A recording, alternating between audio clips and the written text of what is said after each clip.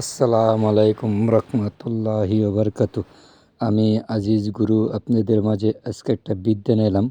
বহুদিন পরে আমার এই মন্ত্রটা আজকে আপনাদেরকে দিমু দিমু করে বলতেছি, আজকে দিতাছি। আমার এই মন্ত্রটার দ্বারাই আপনি গুপ্তধন উঠাইতে পারবেন। তবে ভাই একটা কথা বলি, গুপ্তধন উঠাতে গিয়ে অনেক মানুষ মারাও যায়। গুপ্তধন উঠাতে গেলে অনেক যক্ষা যোগী জিন পাহাড়ি থাকে, আবার অনেক মনুষ্যও থাকে। তবে যেখানেই গুপ্তধন থাকে খুব সাবধানে কাজ করবেন। আমি মন্ত্রটা বলি, তারপরে বাকি বিস্তারিত বলতেছি।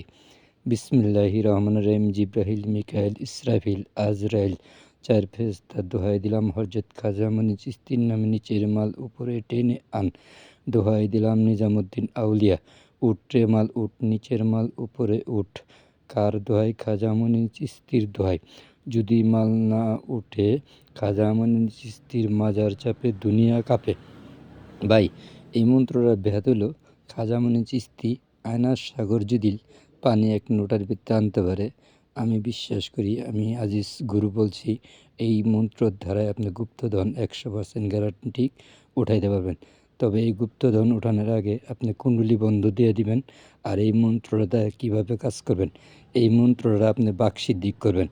অমাবস্যা, পুণ্যি অথবা শনি, মঙ্গলবারে রাত 12টার পরে গোসল কইরা পাক পবিত্র অবস্থা হইয়া ধূপ আগরবাতি জ্বালায় নিজের শরীর পারফেক্ট সুগন্ধা দিয়া চতুর সাইডে কুণ্ডলী বন্ধ দিয়া 1100 বার মন্ত্রটা পাঠ করবেন। পাঠ করার পরে আপনার মন্ত্রটা বাকসিদ্ধিক হয়ে গেল।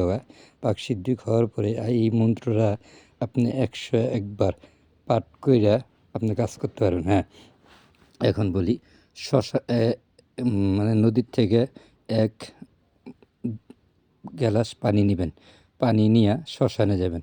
শ্মশানে গিয়া ওই শ্মশানের ধারে গিয়া আপনি সামনে গিয়া এই মন্ত্রটা 101 বার পরে 101টাই পানির মধ্যে ফু দিবেন। দিয়া পরে এই যে জায়গায় গুপ্তধন আছে ওই জায়গায় গিয়ে পানিটা ছিটিয়ে দিবেন। আমি আশা করি ইনশাআল্লাহ গুপ্তধন থাকার সাথে যদি থাকে, সাথে সাথে মাটি ফেটে গুপ্তধন উঠবো। আর যদি না থাকে তাহলে কোনো কাজ হবে না।